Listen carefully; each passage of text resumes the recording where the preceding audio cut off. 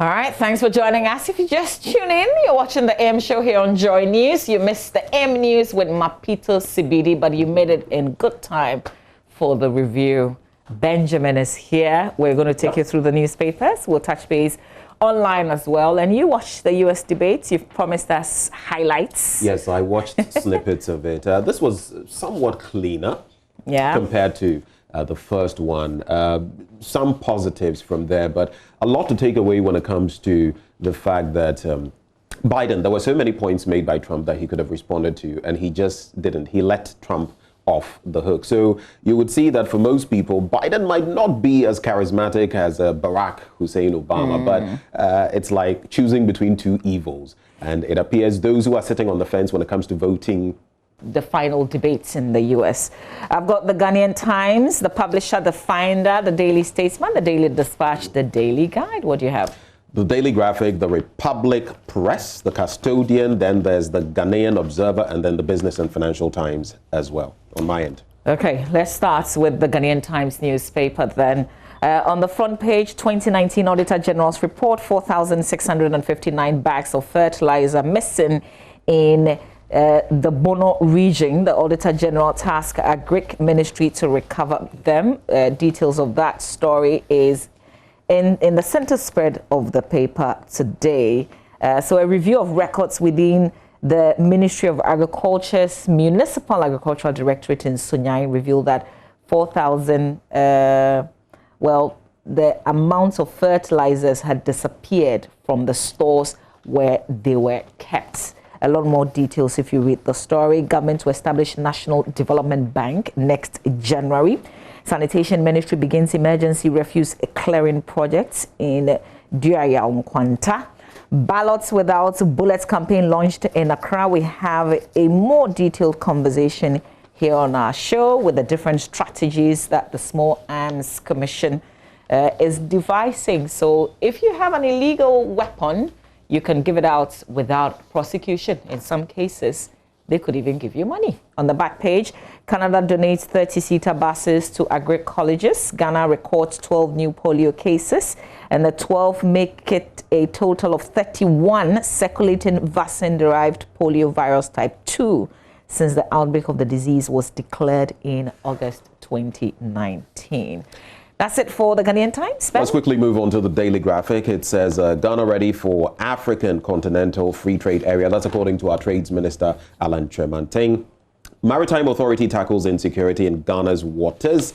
Maritime issues again. And then 45 days more to election 2020. How are you voting, though? Do let us know. You can share that with us. Promote peaceful election. That's the chairperson of the NCCE, Ms. Josephine Nkrumah, to the media. When you go to the center spread, an issue that Mama V raised a short while ago, Small Arms Commission launches peace project. I'll be bringing you some details of that. And then establish single payment system to facilitate African Continental Free Trade Area financials. That's according to His Excellency, the President. When you turn to the back page, it says World Vision supports healthcare delivery in northern and Savannah regions. And then Canada presents buses to 5 agric colleges. That's with the Daily Graphic. Let's move on to the Finder. Front page of the paper says President commissions 64-kilometer road from Ketakrachi to Dodiokofa, inspects 15-kilometer Ketakrachi town roads. Also, it is time for us to vote NPP for more development, more traditional council, and talk about the chiefs absolutely defying what is on paper and just doing the opposite. That's what they music.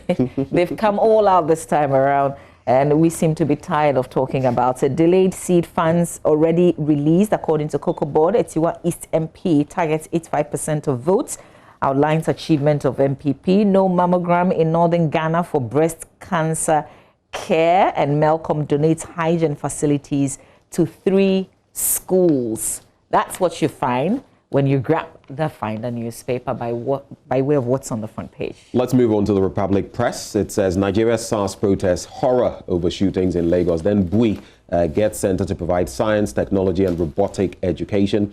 Highway robbery. Police harass commuters on Accra Kasua Road. And then aggrieved GCFM customers blackmail government with no pay, no vote demonstration. Asamoah has still been talking, and he's backing Sir John, saying delegates must be feared. Let's leave Sir John to rest in peace. On the back page, it says, I was paid 50 cedis for my first role. Can you guess who's saying this, Mama V? She's been around in recent times. Is it an actress? Yes. She sings as well. Emilia Brobe. Oh, okay. She was paid what? 50 cedis.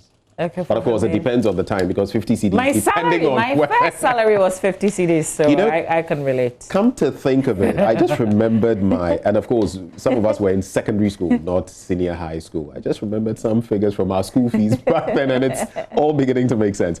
Cocoa season series to revive film industry. That's according to Lowin. That's with the Republic Press newspaper. Let's do the Daily Dispatch. Beneficent paper. There is likely to be an increase in rejected ballots. During our education this week, there was a fine distinction that we were reminded of between rejected ballot and spoiled ballots. 2.2 in 2012 and 1.5 in 2016. Now, the prediction is that we're going to get a higher figure this time around in 2020. I'm sure you've guessed right. It's because we have 12 candidates on the ballots this time around. Election 2020, judge me by my records, says Akufo-Addo. Pope Francis's declaration on gay marriage are his views, according to Cardinal Beck. That's an interesting revelation right there. If you haven't been following the story, maybe if we have time, I will touch a bit on it in the Daily Dispatch. What's the custodian saying this morning? Well, it's time to vote for the MPP. That's according to the Mo Traditional Council. MPP to launch Show Your Party Colors campaign into Tissue Abontina. You show your colors. That's the way it is. President's first term achievements are unmatched. That's according to the Sagnarigo MCE. Akufo-Addo fulfills more promises as Jasican Chief, Lord's historic road projects. On the back page, Akufo-Addo inaugurates 14.5 million euros 60-bed in Cape 2 North, something we spoke about yesterday. The custodian now capturing that story. The last paper I will do, the Daily Guide newspaper front page. NDC MPs condemn KIA testing fee. Collapsed church debt toll hit 20. Well, but we know from our AM News this morning that the figure is 22, sadly.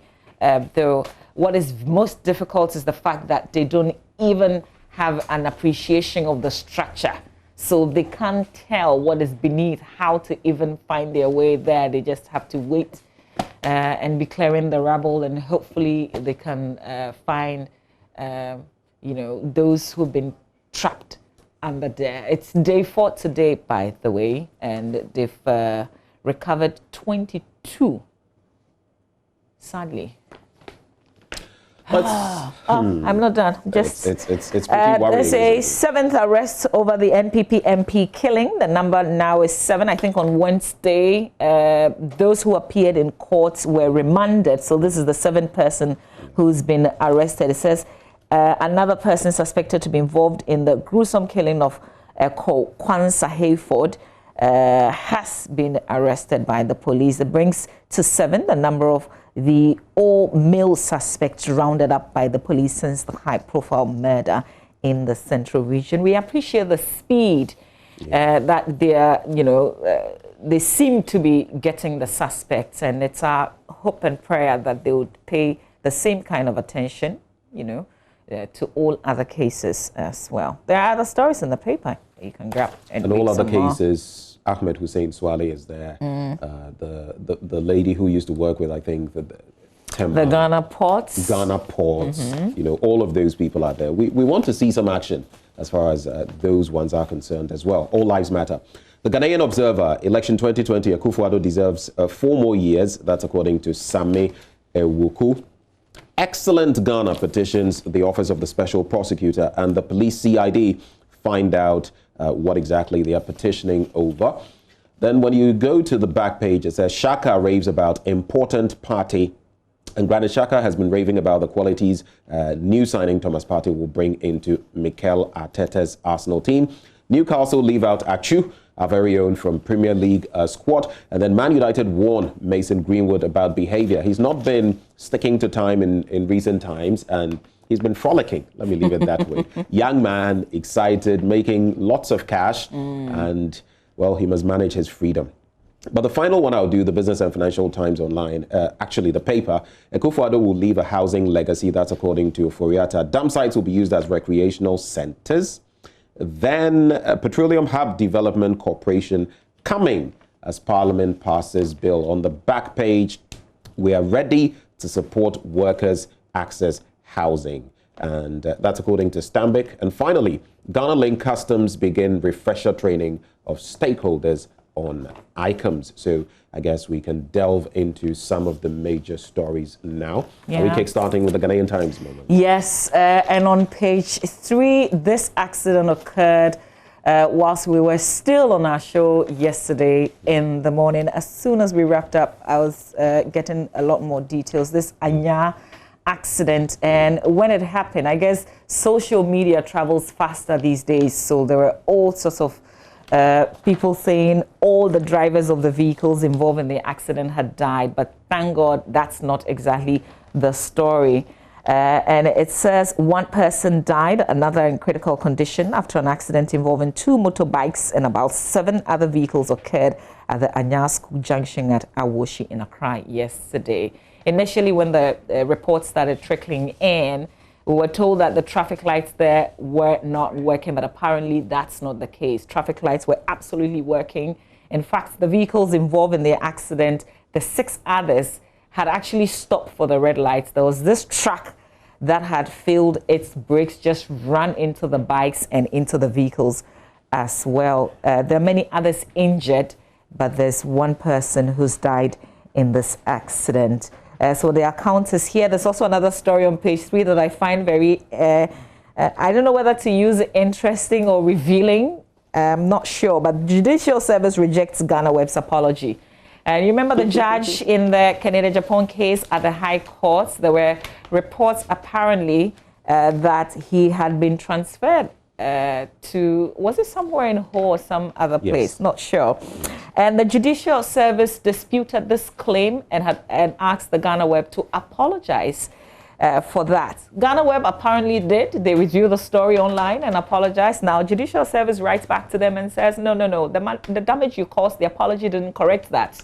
So we need you to come again with the apology and get a spot in the dailies, apologize and apologize online as well, and say that the judge was never transferred. In fact, he's at post because, as they put it, they have damaged the image of the Chief Justice, Justice Kwesi Enin Yeboah, and the Judicial Service. So that's the other case. That's the other story I found interesting. And one also related to accident. Another motor rider dies after ramming into cargo truck. We've got to be careful. And the motorbikes, Charlie, they have to be really careful. Yesterday, I witnessed one.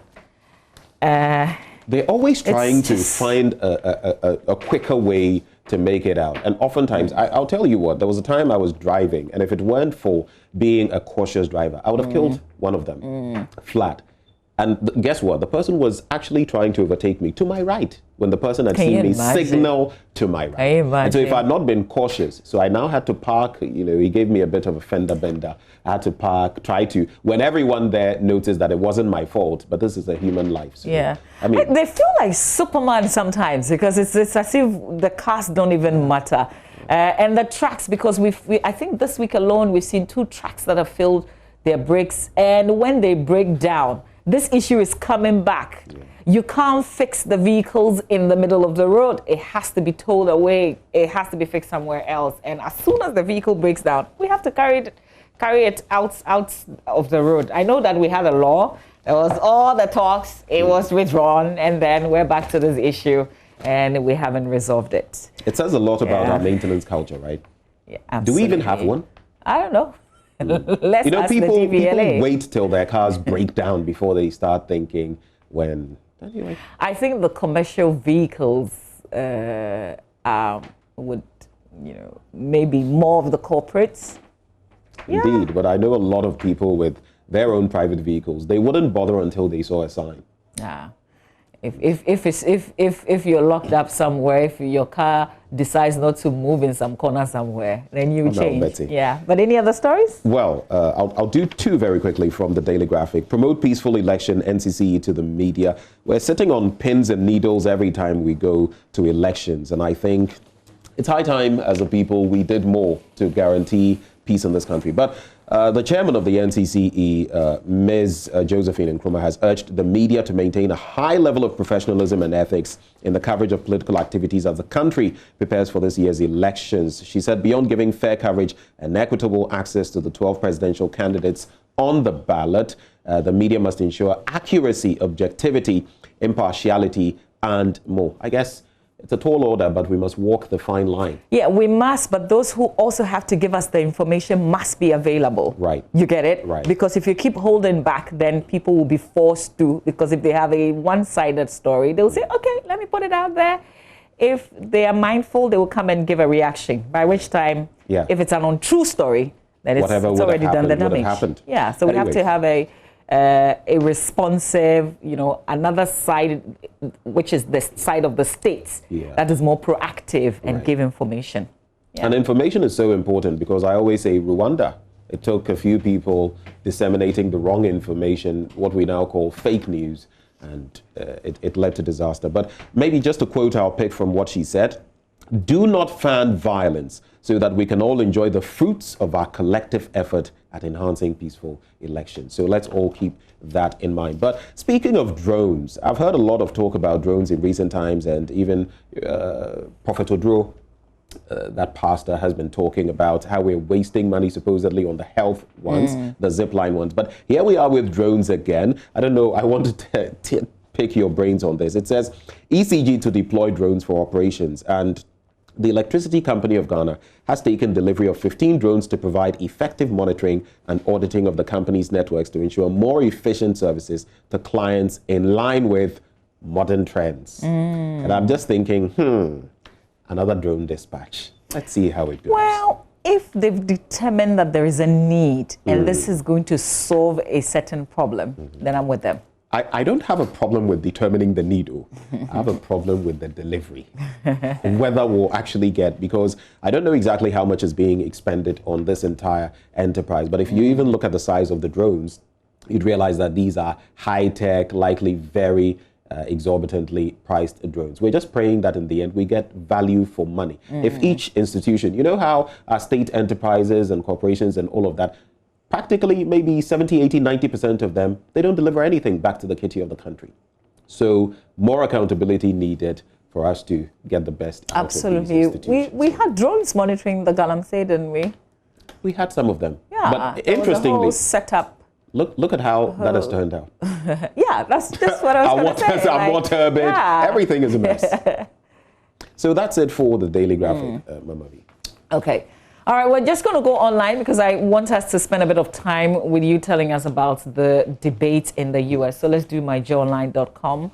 In the absence of any other story that you want to highlight in the papers, we would keep our viewers up to speed with what's on myjoyonline.com. That's our news portal. And then we will get to the BBC and do a recap of the final U.S. debate. So here we go. Takoradi Girls kidnapping DNA analysis is a match, according to the forensic scientists. They are insisting, really. And lead medical doctor, if you open the story of the forensic team in charge of DNA analysis on the skeletal remains of the 4 missing Takoradi girls, has confirmed that indeed the remains found are that of the missing girls. But there's also a bit about the defense team questioning and asking for a lot of details as the case continues. So let's see if I can just fast forward to some of the things that they're saying. Maybe not quite, but I'll leave you to explore that on myjoyonline.com. Okay, no, I found something. Okay, this notwithstanding, and this is inside the story proper, what's on myjoyonline.com. Council of the defense team, this was being addressed to him, When asked if the team could have used an alternative method for the analysis, he gave the next generation sequencing as another method that could have been used, but didn't fail to indicate that the method is still at the development stage. Even if that methodology is employed, the results will still be the same. Okay, so there's a bit of back and forth.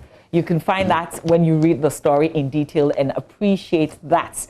Let's go back to myjoyonline.com. Let's finish off with the headlines on the page. I will grant amnesty. Where's that story? I'll grant amnesty to all arrested Galamsey operators. That's according to former President John Dramani Mahama, the flag bearer of the NDC. A bold statement there. I will grant amnesty to all arrested Galamsey operators. Interesting. Parliament suspends controversial public universities bill. That's also another big one coming out of Parliament. Was spokesperson of the Education Committee that made this revelation. Well, they've got such a short time to spend. They won't be able to do justice to all the petitions that's been presented to the committee, he said. So based on all the petitions that people have forwarded to the committee on this bill, they're holding on to it, and they're recommending to the Ministry of Education to go back and do more consultation with other stakeholders before they bring it back. So the 7th Parliament will not be dealing with this matter, apparently. Also, Akufo-Addo's candidates or consoles families of 15 persons who died in the collapsed church building, but we know the figure now in terms of the death has risen to 22. Yeah. All right, 30-year-old unemployed swindles phone dealer at National Police Headquarters. Oh, that's a story that I beg. Let's open it up. Swindles at the police headquarters. Can we share a bit of details? I mean, somebody at the headquarters is being swindled. The police, you know, are stolen sometimes. So, so a 30-year-old, a very daring 30-year-old man, who allegedly stole 2 pieces of iPhone Pro Max valued at 15,000 cedis, has appeared before an Accra Circuit Court charged with stealing. Kwesi Ofori Nyante is said to have lured the phone dealer and complainants in the matter to the police headquarters in Accra, saying that his boss, who was a police officer, wanted to buy the phones. Oh, so Nyante took the phones from the complainants and entered one of the rooms at the police headquarters, but never returned. He was tracked through his GPS location on his phone and traced to Ablekuma, where he was nabbed. Charged with stealing, Nyante has pleaded not guilty, and the court presided over by Miss Evelyn Asamoah has granted him a bail of 70,000 Ghana cedis with 2 sureties to be justified. We must say, though, I mean, he's pleaded not guilty. He's only a suspect in the matter. It's just that the facts surrounding the case we find very interesting. That's a daredevil right there. I mean, playing such tricks under the very nose of the police, that takes some courage. And, you know, you can say whatever you like about how nefarious what he did is, but this man has courage. Yeah. All right. Now let's spend time talking about the final U.S. debates. And Ben, you've got that story. I'll get to that. I just wanted to ask, have you plied the Accra-Kaswa route recently? No. Okay. For me, it must have been about 2.5 months ago. I didn't experience this, but this story on the front page of the Republic Press newspaper highlights how, you know, the NSAS thing going on in Nigeria. It has identified the Kaswa Toll Booth Road as one of the most common venues for police extortion. You know, that's one of the prime matters when it comes to NSAS. And I found it just interesting. You know what? If you encounter any of such, how about you reach out to us? Expose those who ought to be exposed. But when it comes to the Trump, you know, Biden debate, like I said, pretty interesting, a little more decorous this time around because of the circumstances. But Trump was his usual self. Now, some of his rhetoric was vitriolic as usual. He was insinuating a lot. But some things that stood out for me. One, he was telling tall tales about being the least racist person. He's in a room with some 200 plus people there, and he's calling himself the least racist person. And we know all that he's been saying. Then he also said he was the best president for blacks since Abraham Lincoln. Yeah, quite a number of things highlights of that. Oh my God. Hate him or love him, Trump This is will like a always show, be. right? Well, but they say that Mr. Biden has a solid national lead with 11 days to go until the election. The margin is slimmer in the handful of states that could vote either way and ultimately decide the outcome. 47 million people have already cast their ballots in a record-breaking voting surge driven by the pandemic. There you have it. I don't know. Well, I'll say I have nothing else that is useful to add, because when it comes to Trump, he just blows your mind. But we all wait to see what happens on November the 3rd. And it's always interesting following the U.S. elections, because there is always some excitement to it that, dovetails into our own election come December the 7th, almost a month later. We look forward to the best for the United States. Absolutely. With that said, though, we make way for Oreko Ampo for his Got Sports. Everything that you missed, particularly yesterday, he'll keep you updated. Stay with us when we come back after sport.